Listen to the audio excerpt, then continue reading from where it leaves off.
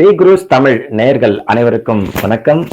மீண்டும் ஒரு நிகழ்ச்சியில் உங்களை சந்திப்பதில் மிக்க மகிழ்ச்சி. நீண்ட இடைவேளைக்கு பிறகு உங்களை சந்திச்சிருக்கிறோம். இன்று நம்முடன் இணைந்திருப்பவர் அரசியல் விமர்சகர் திரு பிரியன் அவர்கள். உங்கள் அனைவரின் ஒத்துழைப்போடு அவர்களை இந்த நிகழ்வுக்கு வரவேற்கிறேன். வணக்கம் சார். வணக்கம். மக்கள் அனைவருக்கும் மகர சங்கராந்தி பொங்கல் வாழ்த்துக்கள். ரொம்ப சந்தோஷம் சார். நம்ம நேரடியா நிகழ்வுக்கு போயிடலாம்.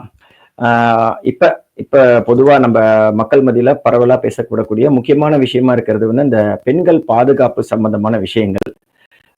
இந்த அண்ணா பல்கலைக்கழகத்துல நடந்த இந்த சம்பவத்தை தொடர்ந்து தமிழக சட்டமன்றத்துல சில தீர்மானங்கள்லாம் இயற்றிருக்கிறாங்க.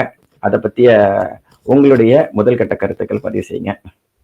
இல்ல, இதாவது அடிப்படையில பெண்கள் பாதுகாப்பை இன்னும் பலப்படுத்துறோம். அதாவது சட்டம் வலுவாக இருந்தால் தவறு செய்ய பயப்படுவார்கள் அப்படிங்கிற கான்செப்ட்ல ஒரு புதுதாக 5 சட்டமும் பிஎன்எஸ்ல தேசிய சட்டத்துல மாற்றத்துக்கு ஒரு ரெக்கமெண்டேஷனும் கொடுத்திருக்காங்க. பிரச்சனை என்னன்னா, சட்டம்ங்கிறது ஏற்கனவே இருக்குங்க. நம்ம ரொம்ப எளிதா எல்லாருக்கும் புரிஞ்சுக்கணும்னு சொன்னால், திரு டிஎன் சேஷன் வரத்துக்கு முன்னாடியும் எலெக்ஷன் கமிஷனருக்கு அந்த பவர்ஸ் எல்லாம் இருந்துச்சு.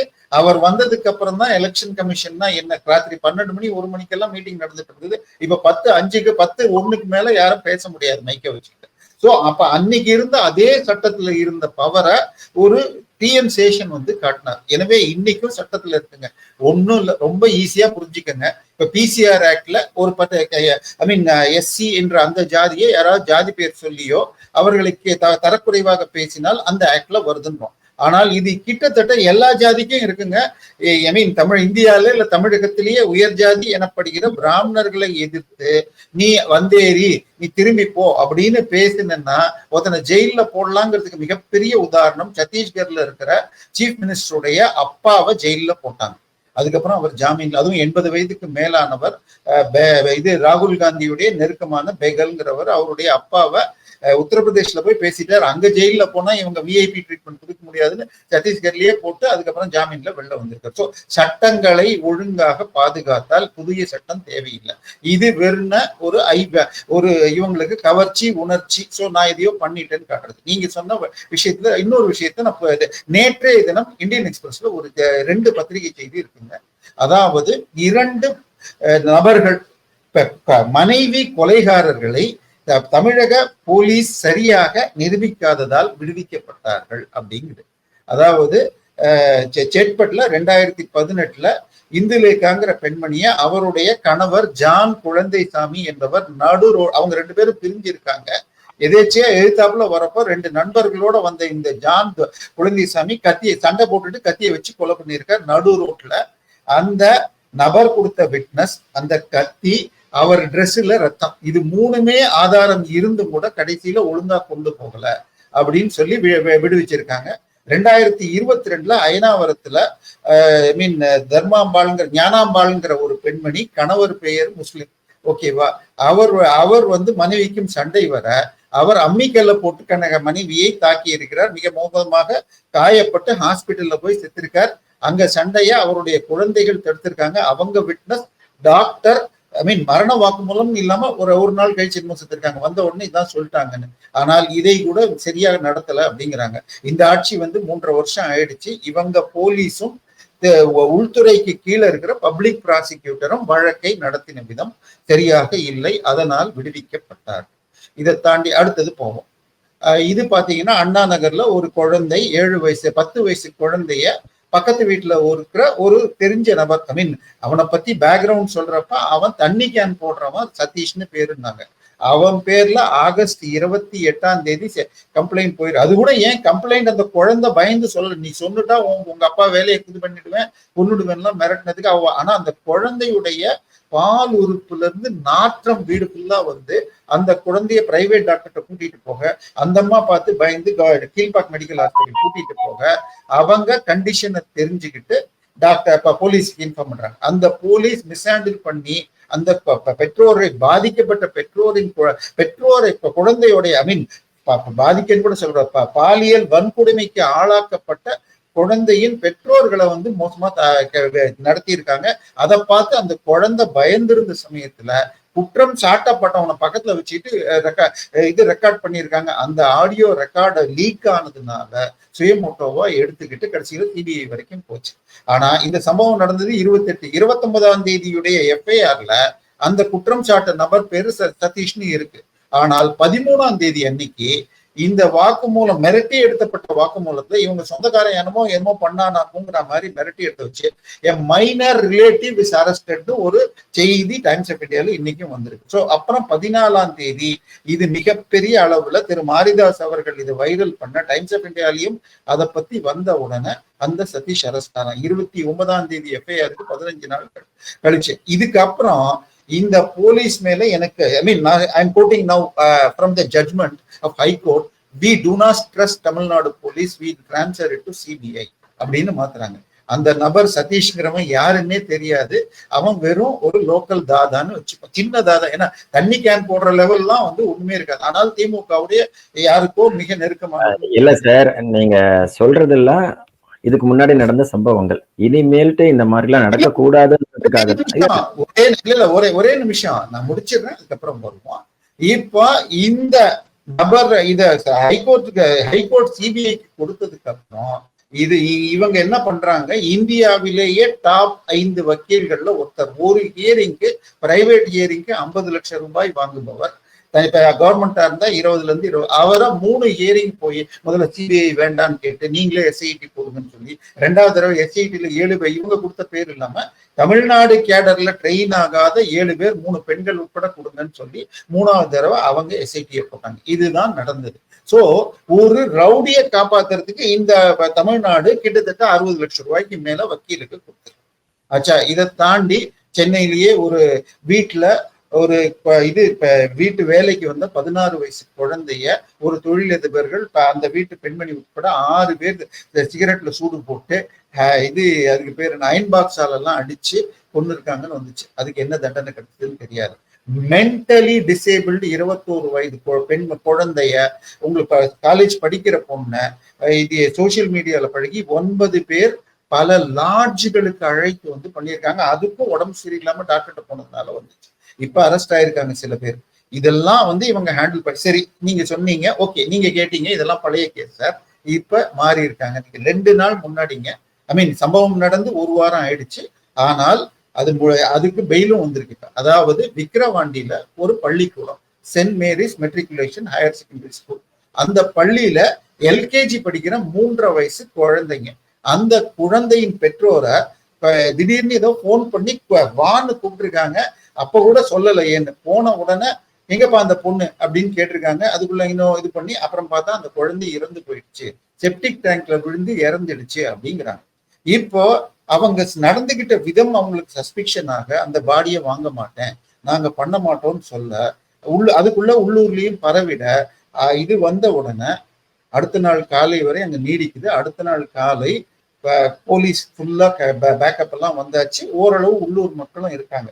இப்ப உங்களுக்கு என்ன பண்றதுன்னு கேட்டப்போ, சிசிடிவி ஃபுட்டேஜ் காட்டுங்க, இந்த குழந்தை அங்கதான் விழுந்தது, அந்த ஏரியாலாம் கவர் ஆயிருக்கு கேமரால அப்படின்னு ஒண்ணு ஒரு எடிட்டட் வீடியோவை ஒரு ரூமுக்குள்ள இவங்களுடைய வக்கீல், பெற்றோர்கள், போலீஸ் இன்ஸ்பெக்டரோட காட்டியிருக்காங்க. வெளியில 20 போலீஸ் இருக்கு.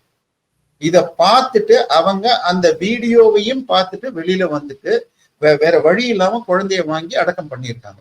ஆனால் மேஜிஸ்ட்ரேட் கிட்ட இத போய் ரெஜிஸ்டர் பண்றாங்க. அந்த வீடியோல அந்த குழந்தையுடைய மத்தியானம் 2 மணி 40 நிமிஷம் வச்சுக்கோங்க, கரெக்டா டைம் வேணும்னா எல்லாமே இருக்கு. ஒரு ஆயாவோ யாரோ ஒருத்தி ஒரு குழந்தைய தூக்கிட்டு அந்த மோஸ்ட்லி அந்த குழந்தை தூக்கிட்டு அந்த செப்டிக் டேங்க் கிட்ட போற மாதிரி ஒரு 6 செகண்ட்ல ரிட்டர்ன் வருது. இங்க இருந்தா தூக்கிட்டு போறாங்க 2:45 மணிக்கு, திருப்பி எடுத்துட்டு வராங்க. அதுக்கப்புறமாக அந்த ஸ்கூலை சேர்ந்த யாரோ ஒரு செக்யூரிட்டியோ ஒரு ஆள் போய் அந்த செப்டிக் டேங்கை மூடி இந்த தார் ஷீட்டை உடைச்சு விழுந்த ஒரு குழந்தை விழுகிற அளவுக்கு பெருசா உடைக்கிற அளவுக்கு அந்த ஃபுட்டேஜ் எல்லாம் இருக்கு அப்படிங்கிறாங்க. ஆனால் இத அன்எடிட்டட் வீடியோ அட்லீஸ்ட் போலீஸ் பார்த்துருக்கணும். இதை எப்படிங்க போலீஸ் உங்களுக்கு எடிட்டட் வீடியோவை இப்படி காட்டி அதை வாங்க வச்சாங்க? இதுக்கு அடுத்தது உங்களுக்கு வந்து அந்த குழந்தையுடைய உடம்புல ரத்த காயங்கள் பட்ட, ட்ரெஸ்ல ரத்த காயங்கள் பட்டிருக்கு. இதையும் அடுத்த நாள் வந்து போலீஸ் இன்ஸ்பெக்டர் அதையும் வாங்கிட்டு போயிட்டார். நல்ல வேளை அவங்க அதையும் போட்டோ வீடியோ எடுத்துட்டாங்க. இதை கொண்டு போய் மேஜிஸ்ட்ரேட்ல கொடுக்கறதுக்கான ஏற்பாடுகள் நடந்த சமயத்துல அவங்க அங்க இருக்கிற கோர்ட்ல போய் ஜாமீனுக்கு அப்ளை பண்றாங்க. 3 பேரும் கிறிஸ்டியன் டீச்சர்ஸ், பேர்கள் தேவையில்லை. டீச்சர் ஏஞ்சல்னு ஒரு டீச்சர், ஹெச்எம் பிளஸ் கரஸ்பாண்டன்ட் 3 பேரும் பெயிலுக்கு. இவங்க கோர்ட்டுக்கு போற வழியில இன்ஸ்பெக்டர் வந்து கூட்டிட்டு போய் நான் ஃபுல் ஃபுட்டேஜ் காட்டுறேன்னு சொல்லிட்டு ஸ்டேஷன்ல உட்கார வச்சு கிட்டத்தட்ட 2 மணி நேரம் உட்கார்ந்து அவர் வரல.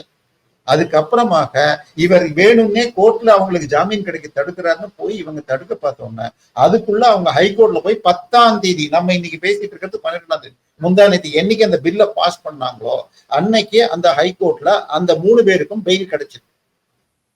இப்ப இவங்க மூவ் பண்ணியிருக்காங்க. நேற்றைய பேப்பர்லயும் செய்திகள் வந்திருக்கு. ஸோ ஒரு கிறிஸ்டியன் ஸ்கூல்ல நடந்தால் ஒரு 3.5 வயசு பெண் குழந்தைக்கு நடந்திருக்கு. அதோட அந்த ட்ரெஸ் அப் வாங்கிட்டு போயிருக்காங்க. நல்ல வேளையா நீங்க போட்டோ வீடியோ இருக்கு, எடுத்திருக்காங்க. இது ஏன்னா 2014 சென்னை பல்லாவரம்ல ஒரு ஸ்கூல் இருக்குங்க, சென்ட் தெரசா ஸ்கூல். 4000 பெண் குழந்தைகள் படிக்கிற இடம். அந்த ஸ்கூல்ல திடீர்னு சண்டே அன்னைக்கு ஒரு போராட்டம் வந்துச்சு. மண்டே அன்னைக்கு காலையில என்னடான்னு கேட்டா, சண்டே அன்னைக்கு ஒரு குழந்தை ஏதோ ஸ்பெஷல் கிளாஸ்னு வந்த குழந்தை திரும்பி வராம உள்ள செத்து போயிடுச்சு. ஆனால் அதை மறைக்கிறாங்கன்னு சொல்லி பெரிய அளவுல போராட்டம் நடந்து போலீஸ் வந்து கலைச்சாங்க, ஸ்கூல்ல லீவ் விட்டாங்க. அதுக்கு அடுத்த நாள் அந்த மாதிரி ஒரு படிக்கவே இல்லை, இது முழுக்க பொய்ன்னு பரப்பிட்டாங்க. அதுக்கப்புறம் நான் அந்த டயத்துல பம்மல்ல இருந்தேன். ஒரு நாள் டீ குடிச்சிட்டு இருந்தப்ப என்னுடைய நண்பர்கிட்ட, என்னப்பா இப்படி எல்லாம் நடக்குமான்னா, இல்ல சார், அங்க இன்னொரு நண்பர் எதிர்த்தாப்புல இருந்தார், இவருடைய பெண் அந்த கிளாஸ்ல தான் படிச்சாங்க. அப்படி ஒரு பெண் அந்த கிறிஸ்டியன் ஸ்கூலை காப்பாத்துறதுக்கு அந்த குழந்தை +1 படிச்ச குழந்தையுடைய அப்பா குடிகாரன், அவனுக்கு எதையோ பணத்தை கொடுத்து என் குழந்தைங்க படிக்கலன்னு சொல்ல வச்சுட்டாங்க. அம்மா கிடையாது. சோ இது பத்தி பேப்பர் கட்டிங்ஸ் எங்கிட்ட இருக்கு. அன்னைக்கு வந்த பேப்பர் கட்டிங் தினமலரும் ஒன் இந்தியால இருக்கிற பேப்பர் கட்டிங் என்னுடைய பிளாக்ல இருக்கு, எதேச்சியா தேடினேன். ஸோ கிறிஸ்டியன் ஸ்கூல்ஸ் நடச்சா என்ன வேணா பண்ண முடியும். ஸோ இந்த குழந்தைய நீங்க காப்பாத்துற நிலைமை. இப்ப நீங்க கேட்டதுக்கு வருவோம். இது இவ்வளவு பெருசாகிறதுக்கு காரணம், இந்த 6 பில்லை இப்ப கொண்டு வரதுக்கு காரணம் அண்ணா பல்கலைக்கழகத்தை பேர்ல நடந்த ஒரு மிக துயரகரமான சம்பவம். இப்ப பிரச்சனை என்னன்னா, இத பத்தி பதில் கொடுக்க வேண்டிய மாண்புமிகு முதலமைச்சர் ஸ்டாலின் 10 நிமிஷம் பேசியிருக்காருன்னா 3 நிமிஷம் அண்ணா பல்கலைக்கழக சம்பவத்தையும் 7 நிமிஷம் பொள்ளாச்சிங்கிறார். அடுத்தது இவங்க கட்சிக்காரங்க எல்லாரும் என்ன சொல்றாங்க, அரசியலாக்காதீங்க. எங்க பாயிண்ட் ஆஃப் ஆர்டர் ரைஸ் பண்ணியிருக்கு, கவன ஈர்ப்பு தீர்மானம். அப்ப அந்த சப்ஜெக்ட பத்தி தான் பேசணும். நீங்க பொள்ளாச்சியை கொண்டு வர வேணாம். ரெண்டையும் கம்பேர் பண்றதா இருந்தா, பொள்ளாச்சியில கந்துவட்டி கும்பல் அதை வாங்கின நபர்கள் சிறு குழந்தைகளையோ இல்ல பெண்களையோ மிரட்டி பண்ணியிருக்காங்கன்னு செய்தி வருது. அது வழக்கு நடந்து 9 பேர் 3 வருஷமா ஜெயிலில் இருக்காங்க. மேபி நெக்ஸ்ட் 1 or 2 monthsக்குள்ள தண்டனை கிடைக்குங்கிறாங்க. பட் நீங்க தான் இப்ப ஆட்சியில இருக்கீங்க, 4 வருஷம் முடிய போகுது. அதுல மெயின் வழக்கு சிபிஐல இருந்தா கூட மற்ற வழக்குகள் நீங்க போலீஸை வச்சு இது வரைக்கும் என்ன பண்ணியிருக்கீங்க, அதை நீங்க சொல்லணும். அதை விட்டுட்டு இதை ஏன் எடுக்கிறீங்க? முதல்ல அதுவும் இதுவும் வேற. இது வந்து இப்ப நானோ நீங்களோ நமக்கு சொந்தக்காரர்களோ நல்லா படிக்கிற ஒரு குழந்தை இருந்தா, நான் ஒண்ணு டாக்டர் ஆகணும்னு ஆசைப்படுவோம் எல்லோருமே, அடுத்தது ஐஐடி போகணும்னு ஆசைப்படுவோம். 3வது சாய்ஸாக இருந்தால் குறுக்கீடுக்கு ஒரு நிமிஷம். நீங்க வந்து இதுக்கு முன்னாடி நடந்த சம்பவங்களை எல்லாம் அடுக்குறீங்க, இப்ப லேட்டஸ்ட் நடந்ததையும் சொல்றீங்க. இதுக்கெல்லாம் முக்கிய காரணம் என்னன்னா, அரசாங்கம் வந்து ஸ்டெப் எடுக்கிறதுல கடுமையா இருந்தால் குற்றங்கள் நிகழாது அப்படின்றது நம்மளுடைய சிஎம் அவர்களுடைய ஒரு எண்ணமா இருக்கு. அதனாலதானே இப்ப இந்த சட்டம் இயற்றிருக்கிறாங்க. நீங்க அதை கொஞ்சமாவது நம்ம வந்து இதை நான் விளக்கிடுறேன், அப்புறம் நான் உங்களுக்கு புரிய வச்சிடறேன். இதை நான் விளக்கிடுறேன், அதுக்கு நீங்க கேட்டதுக்கும் பதில் சொல்லிடுறேன். சோ இது வந்து ஒரு குழந்தை ஃபர்ஸ்ட் டாக்டர், ஐஐடி 3rd சாய்ஸாக இருக்கிறது அண்ணா இன்ஜினியரிங். ஏன்னா ஒரு மிடில் கிளாஸ் குழந்தை அண்ணா இன்ஜினியரிங்ல சேர்ந்தா வருஷத்துக்கு 10,000 ரூபாய் தான் ஆகும். நான் சொல்றது டே ஸ்காலரா இருந்தா அந்த ரேட்ல நீங்க படிச்சு முடிச்சுட்டு அங்க இருந்து நீங்க வெளியில போனா நல்ல மார்க் வாங்குற டாப் ஸ்காலர்ஸுக்கு அட்லீஸ்ட் 1 லட்சம் ரூபாய் மாத சம்பளத்துல வேலை கிடைக்கும். என்னுடைய நண்பர்கள் பல ரிலேட்டிவ்ஸ் அங்க பண்ணியிருக்காங்க. இதுக்கு போய் படிக்க வந்த குழந்தை ஹாஸ்டல்ல இருக்கிற, நான் படிக்கணும்னு வந்த ஒரு குழந்தைய ஒரு திமுக தொண்டன் அனுதாபி, நீங்க என்ன வேணா சொல்லுங்க, வந்து உள்ளுக்குள்ள வந்து பண்ணியிருக்கான். இத பத்தி போலீஸ் முதல்ல வெளியில வந்த செய்தி என்னங்க, ஒரு புதர்ல ராத்திரி 8 மணிக்கு நடந்ததுன்னாங்க. ஆக்சுவலா அங்க எங்க நடந்ததுன்னு பார்த்தா மெயின் பில்டிங், அதுக்கு பக்கத்துல லெப்ட் சைட்ல இருக்கிற விவேக் ஆடிட்டோரியம், அது பக்கத்துல பிசிக்ஸ் கெமிஸ்ட்ரி லேப் இருக்கு. அதை ஒட்டி அவங்க உட்கார்ந்து பேசிட்டு இருக்கிற நேரத்துல வந்து அவன் மிரட்டி பண்ணியிருக்கான்னு செய்தி வருது. இது அடுத்தது இது நடந்த விதம் என்னன்னா, 23ஆம் தேதி ராத்திரி 7:30 to 8:30 இது நடந்ததுன்னு வச்சுக்கோங்க. அந்த குழந்தை நான் அவங்க 2 பேர் பேசிட்டு இருக்கிறப்ப அவன் வந்து நான் வீடியோ 10 நிமிஷம் கரெக்டா 10வது நிமிஷம் அவன் வந்தானா, வந்து நான் வீடியோ எடுத்துட்டேன், இதை கொண்டு போய் எங்க ப்ரொஃபசர் நிக்கிறார் கொடுத்துருவேன், கொடுத்தா உங்களை டிஸ்மிஸ் பண்ணிடுவாங்க, அப்புறம் உங்க வீட்லயும் உங்களை இது பண்ணுவாங்க, இதை நான் இதுலயும் போட்டு விட்டுருவேன் அப்படின்னு அவங்க தவிச்சிருக்கிற நேரத்துல அந்த பையனை அடிச்சுட்டு அங்க நிக்கிற ப்ரொஃபசர் போய் பார்த்துட்டு நீ இங்கே வந்து உட்காரு அப்படின்னு உட்கார வச்சானா. நான் கார் ஒண்ணு வெளியில இருக்கு, நான் போன் பண்ணதுக்கப்புறம் அவங்க சொல்ற வரைக்கும் நீ எழுந்து வர, நல்லா அடி பயங்கரமா அடிச்சு, இதுதான் வெளியில இருந்திருக்க தகவல், உட்கார வச்சுட்டு இந்த பெண்ணை இது பண்ணிருக்கேன். ஐயா அண்ணா நான் வந்து பீரியட்ஸ்ல இருக்கேன், தயவு செய்து விட்டுருக்கேன்னு இருக்கேன். அவன் அதெல்லாம் கேட்காம துன்புறுத்திருக்கான். இப்ப பிரச்சனை என்ன வருதுன்னா, இத அவங்க தைரியமாக அடுத்த நாள் வந்து காலையில ஹாஸ்பிட்டல்ல சேர்த்துட்டு அதுக்கப்புறம் காலேஜுக்கு வராங்க, இன்னைக்கு எக்ஸாம் இருக்குன்னு ஃப்ரெண்ட்ஸ்ட டிஸ்கஸ் பண்ணா, இது 23ஆம் தேதி நடந்ததுன்னா 21ஆம் தேதி இதே மாதிரி சம்பவம், இது மெயின் பில்டிங் லெஃப்ட் சைட்ல நடந்ததுன்னா ரைட் சைட்ல இதே மாதிரி உங்களுடைய தோழியிலேயே ஒரு செட்டுக்கு நடந்திருக்கு. சோ இதுதான் கடைசியாக இருக்கணும், நான் தான் கடைசியாக பாதிக்கப்பட்டவளாக இருக்கணும் அப்படின்னு அந்த குழந்தை கம்ப்ளைண்ட் இது காலேஜ் கமிட்டிக்கும் சொல்லியிருக்கு, போலீஸுக்கு போன் பண்ணியிருக்காங்க. போலீஸ்க்கு போன் பண்ணினால் அவர்கள் மிக மோசமாக கேள்வி கேட்டுட்டு நாங்க அந்த ஸ்பாட்டை பார்க்கணும் அப்படின்னு இருக்காங்க. இல்ல எனக்கு எக்ஸாம் இருக்குன்னு ஒண்ணு டைம் சொல்லி திருப்பி போன் பண்ணி திருப்பி இன்னும் மோசமா கேள்வி கேட்டுட்டு இவங்க ரிக்வெஸ்ட் பண்ணாங்க, வந்தால் டோன்ட் கம் இன் யூனிஃபார்ம், இங்க ரொம்ப அசிங்கமாயிடும். ஓரளவுக்கு நாங்க ஒரு ஃப்ரெண்ட் சர்க்கிள் தான் வந்தது, யூனிஃபார்ம் போட்டுக்கிட்டு ஒரு ஜென்ஸ் போலீஸும் ஒரு லேடி போலீஸும் வந்திருக்காங்க. ஜென்ஸ் போலீஸ் பேரு சுடலை கார்த்தின்னு சொல்றாங்க. வந்தவங்க ரொம்ப மோசமா ஹேண்டில் பண்ணாங்க, அந்த லேடியும் ரொம்ப மோசமா ஹேண்டில் பண்ணியிருக்காங்க.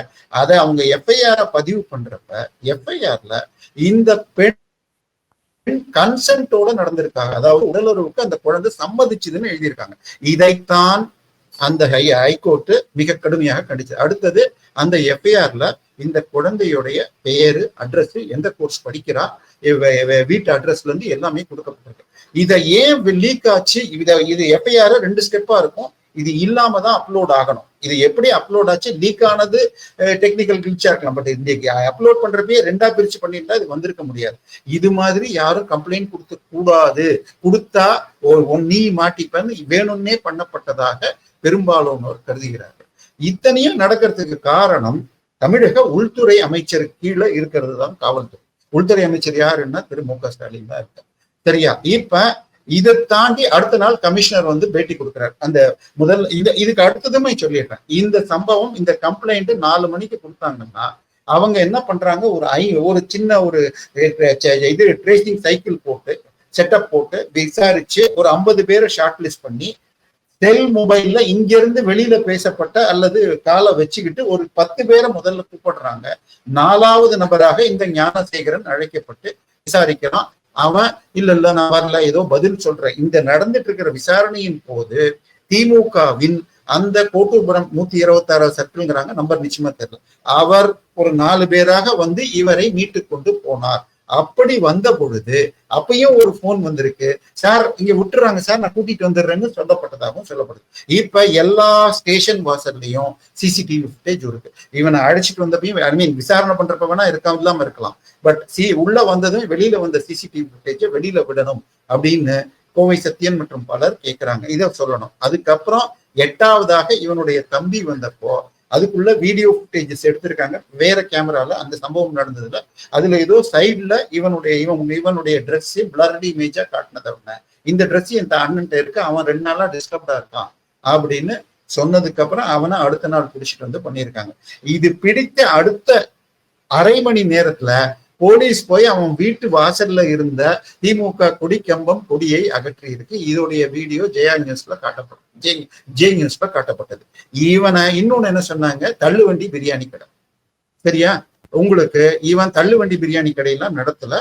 இவன் வந்து சர்தார் பட்டேல் ரோட்ல பிஆர் அண்ட் சன்ஸ் பக்கத்துல கார்பரேஷனுடைய இடத்துல இல்லீகலா ஆக்குபை பண்ணி நடத்திட்டு இருந்தார். இவனுக்கு 3 மனைவிகள், அதுல ஒருவர் பிரிஞ்சிருக்காருங்கிறாங்க. ஒரு மனைவி அடையாறுல ஒரு மோட்டார் சைக்கிள் ஏஜென்சி கடையில வேலை பண்றாங்க. இன்னொரு 2வது மனைவி விக்டோரியாங்கிறவங்க இந்த காலேஜுக்குள்ள வேலை செய்யறாங்க, அது தனியா வர. 3வது வேற அவங்க பிரியாணி கடையை பாத்துக்கிறான்றாங்க. இப்போ இந்த நபரை பற்றி கேசஸ் எடுத்தா இவர் பேர்ல 26 கேஸ் இருக்கு. 3 முறை குண்டாஸ் போட்டப்பட்டிருக்குன்றாங்க. கடைசியாக போடப்பட்ட கிரிமினல் கேஸ் 2018 பாண்டிச்சேரியை சேர்ந்த ஒரு தொழிலதிபரை கடத்தி 15 லட்சம் ரூபாய் கேட்ட வழக்கு. இதுல இவருடைய 3 மனைவி, தம்பி, அம்மா உட்பட 7 பேர் மீது வழக்கு நடந்தது. இன்னும் பெண்டிங்ல இருக்கு. இப்போ அந்த மாதிரி ஒரு விக்டோரியாங்கிற பெண்ணை எப்படிங்க இதுக்குள்ள காலேஜுக்குள்ள வேலை கொடுத்தாங்க? 3 முறை குண்டாஸ் போட்டவர் எப்ப வேணா வந்துட்டு போக முடியுமா? நீங்களும் நானும் நம்ம சொந்தக்கார பையன் படிச்சா கூட வெளியில போய் அந்த பையனுடைய நம்பர் கொடுத்து எந்த செக்ஷன் கொடுத்தா நீங்க கான்டாக்ட் பண்ணிட்டு கூட்டின்னு போனதான் கூட்டின்னு போக முடியும். சரி, இதுதான் நடைமுறையில நடக்கிறது. இன்னொன்னு, அந்த இவரை நம்ம கமிஷனர் ஒரு பேட்டி கொடுக்குறாரு 2வது நாளே. அப்ப என்ன சொல்றார்? இவருடைய மனைவி வேலை செய்யவில்லை, எனக்கு கம்ப்ளைண்ட் இது அண்ணா இன்ஜினியரிங் காலேஜுடைய போஸ்ட் கமிட்டில இருந்து தான் வந்துச்சுன்றார். அடுத்த நாள் இவர் பேட்டி கொடுக்குறப்போ, இல்ல கம்ப்ளைண்ட் அந்த குழந்தை தான் கொடுத்துச்சு, அந்த இவனுடைய மனைவி ஒர்க் பண்றான்றாங்க. இன்னைக்கு வரைக்கும் நான் கேட்கிறேங்க, அந்த மனைவி என்ன? ஒரு சில பத்திரிகையாளர்கள் இது கான்ட்ராக்சுவல், இது கிளீனிங் ஒர்க்கர் அப்படிங்கிறாங்க. இன்னொருவர் பேராசிரியருக்கு உதவியாளர்ங்கிறாங்க. இதுக்கு வரைக்கும் எய்தர் போலீஸ் சைட்லயோ இல்ல அண்ணா இன்ஜினியரிங் சைட்லயோ அந்த விக்டோரியா என்ற இவருடைய மனைவி அங்க என்ன வேலையில இருக்காங்கன்னு சொல்லணும். சரியா? இப்ப இன்னொரு கேள்வி வருது. இப்ப சாதாரணமாக இவன் என்ன சொல்லியிருக்கான்? இந்த பாரு, இது அத்தை முதல்ல இவங்க 2 பேர் இருந்த எடுத்த வீடியோ வச்சு மிரட்டினான். அதுக்கப்புறம் சம்பவம் நடக்கிறப்ப வீடியோ எடுத்திருக்கான். இதுல ஒரே ஒரு டவுட். இப்ப நார்மலா 6 மணிக்கு மேல யாராவது ஒருத்தர் யூனிவர்சிட்டிக்குள்ள போறாங்கன்னு வச்சுக்கோங்களேன், அந்த வாட்ச்மேன் கையெழுத்து ஏதாவது டைரியில இதெல்லாம் கேட்காம அனுப்பிடுவாங்களா?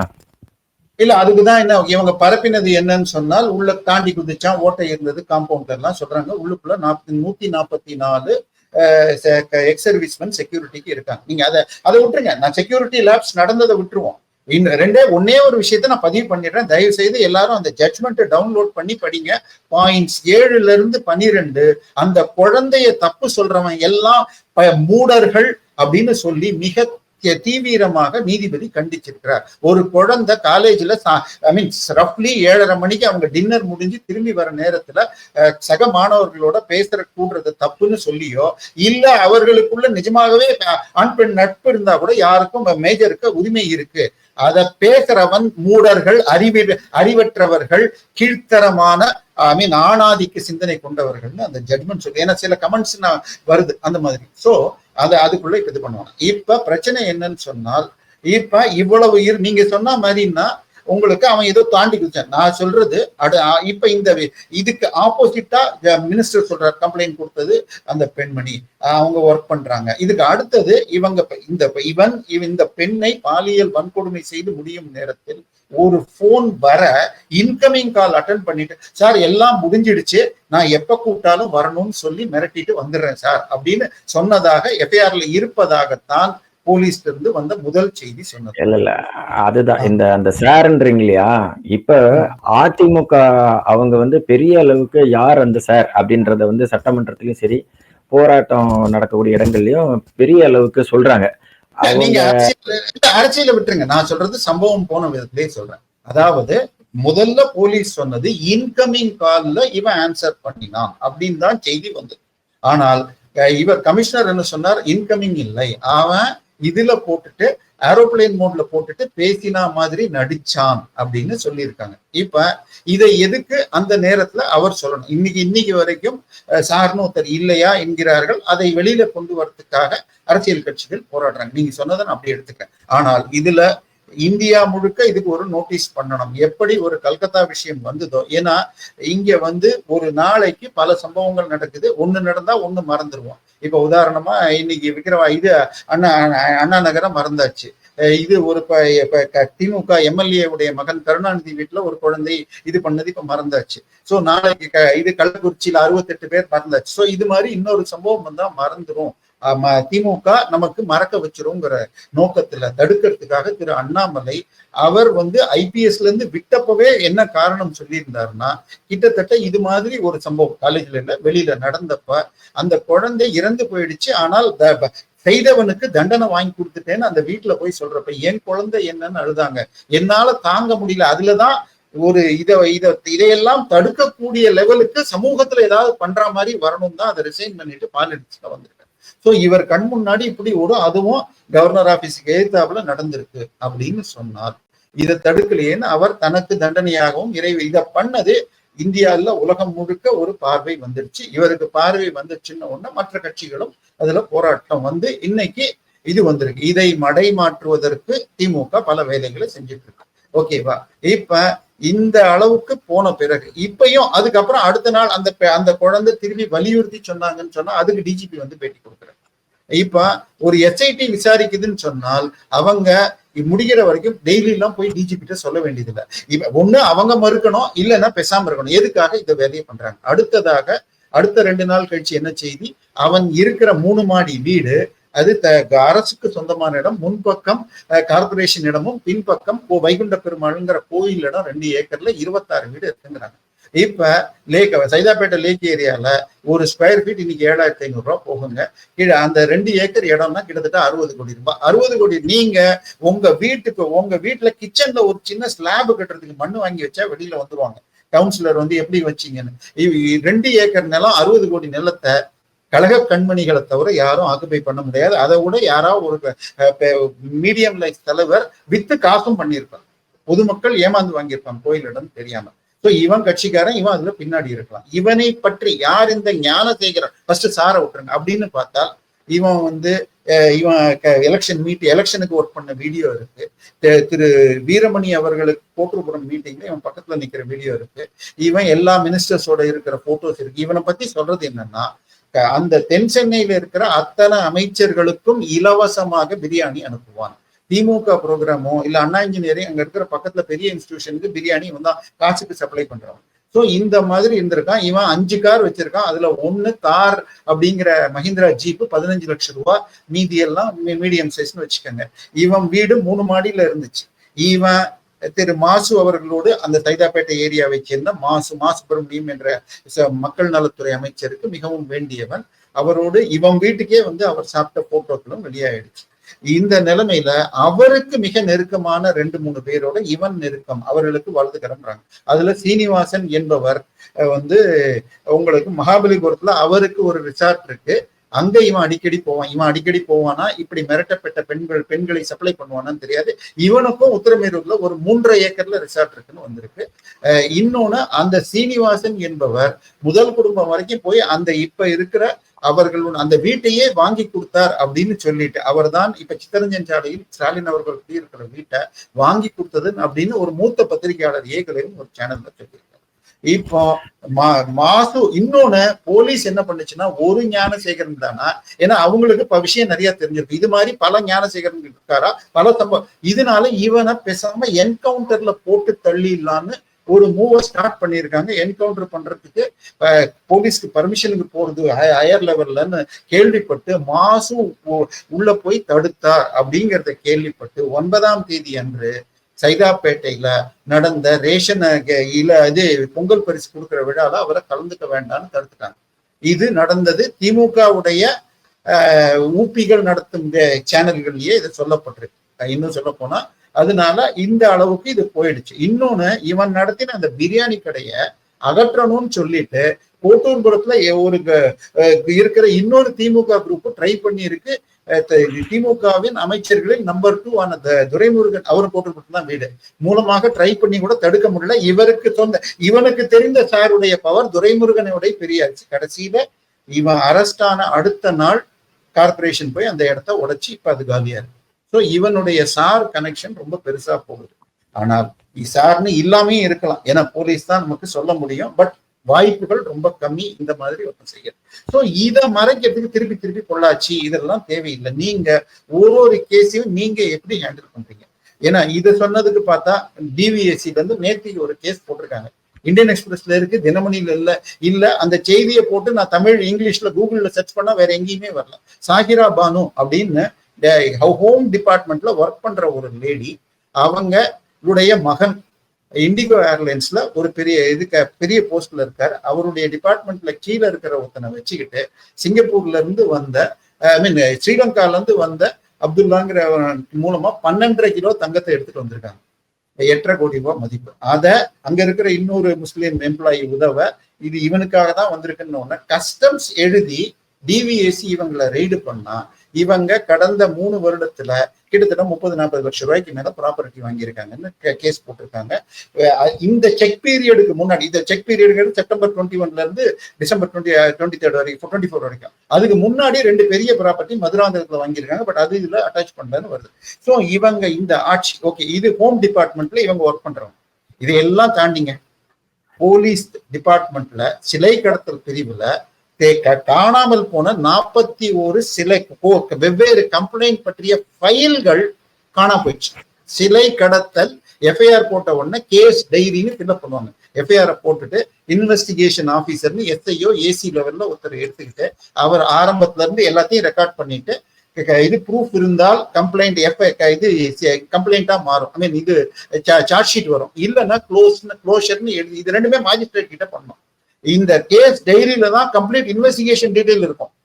எஃப்ஐஆரும் க்ளோசிங் ரிப்போர்ட்டோ அல்லது இதுவோ சார்ஜ் ஷீட்டோ மாஜிஸ்ட்ரேட் இருக்கும். ஆனால் இந்த complete case diary 41 case diary வெவ்வேறு 27 ஸ்டேஷன்ல தமிழ்நாடு முழுக்க வெவ்வேறு மாவட்டங்களில் ஒரே வாரத்துல அதே ஐடென்டிக்கல் வேர்ட்ஸ் எழுதி வெர்பாட்டின் வேர்ட்ஸ் எழுதி தொலைஞ்சு போச்சுன்னு கேஸ மூடுறாங்க. ஓகேவா? இது மெட்ராஸ் ஹைகோர்ட்ல திரு எலிபன், என்னுடைய மிக நெருங்கிய நண்பர் எலிபன் ராஜேந்திரன் கேஸ் போட்டா சரியா ஹேண்டில் ஐ மீன் அவருக்கு இந்த தமிழ்நாடு போலீஸே கவனிக்கும் நாங்க 2 வருஷமா நடக்கலன்னு உடனே அவர் சுப்ரீம் கோர்ட் போன உடனே சுப்ரீம் கோர்ட் இதுல நாங்க வேற யாரும் எனக்கு பதில் சொல்லக்கூடாது, home secretary should answer with his full responsibility by 27th, இந்த மாசம் 27ஆம் தேதி அவருடைய முழு ஆன் பிஹாஃப் ஆஃப் யாரும் போடக்கூடாது, and should appear on supreme court by person. அது அவங்க ஆன்லைன் கேட்டிருக்காங்க. ஸோ ஹோம் செக்ரட்டரினா நேரடியாக ஹோம் மினிஸ்டர் கிட்ட, ஹோம் மினிஸ்டர் ஸ்டாலின். ஸோ இதுதான் இன்னைக்கு நிலைமை. இதே மாதிரி சீஃப் செக்ரட்டரி ஷுட் அப்ளைன்னு அப்பியர்னு சொல்லிட்டு கும்பகோணம் கேஸ்ல சொல்லியிருக்காங்க. ஸோ தமிழக போலீஸ் நம்ம சீஃப் மினிஸ்டர் கீழே ஒரு டிபார்ட்மெண்ட்டும் இதான் நடக்குது. இதுக்கு நடுவுல இதை மடைமாற்ற அவர்கள் செய்து கொண்டது ஒண்ணு, கவர்னர் பத்தி பேசினது, 2வது சர்ச்சுடைய ஸ்டூஜாக பணத்திற்கு கூலிபானாக செயல்படும் திரு சீமான வச்சுக்கிட்டு ஈவே ராமசாமியாரை பத்தி பேச வச்சு அதை பெருசாக்கி யார் அந்த சாருங்கிறத மறைக்க பாக்குறாங்க.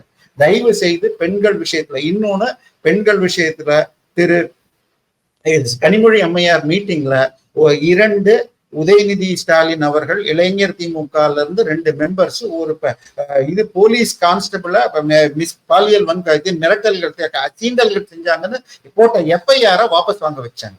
அடுத்தது சைதை சாதிக் என்ற நபர் உங்களுக்கு பல 4 பாஜகவை சேர்ந்த முன்னாள் பெண் நடிகைகளை பத்தி மிக கேவலமாக பேசினார்னு சொல்லிட்டு தி நேஷனல் விமன் கமிஷன்ஸ்ல போய் அன்கண்டிஷனல் அப்பாலஜி கொடுத்தாருன்னு அவங்க ட்வீட் போட்டிருக்காங்க. ஆனா இங்க எஃப்ஐஆர் போடலைங்க. சட்டம் இருக்குங்க. நீங்க சொன்னீங்க இல்ல கண்டிப்பான சட்டம், நீங்க ஏங்க எஃப்ஐஆர் போடல? சட்டம் இருக்குங்க. முன்னாடி இருக்கிற சட்டத்துல எஃப்ஐஆர் போட்டீங்களா? எஃப்ஐஆர் போட்டாதாங்க பனிஷ்மெண்ட் கொடுக்க முடியும். கிரிமினல் ஆக்ட்ல எஃப்ஐஆர் போடணும். அவங்க நேஷனல் கமிஷன் ஒரு அட்வைசரி பாடி. இவர் அன்கண்டிஷனல். அவன் என்ன பண்றான்? I went for New Delhi jolly ட்ரிப்னு ட்வீட் போடுறான். அவங்க அன்கண்டிஷனல். இதுதாங்க திமுக திராவிடர் மாடல் என்றால் கட்சிக்கு விசுவாசமாக இருந்தால், ஊழல் செய்தால் அவரை மிசாவட தியாகின்னு தான் நம்ம முதலமைச்சர் சொன்னார். சோ ஊழல் செய்வது, பாலியல் வன்கொடுமைகள் செய்வதெல்லாம் திராவிட மாடல்ங்கிற மாதிரி இருக்கு அப்படின்னு மக்கள் கருதுற நிலைமையில இருக்கு.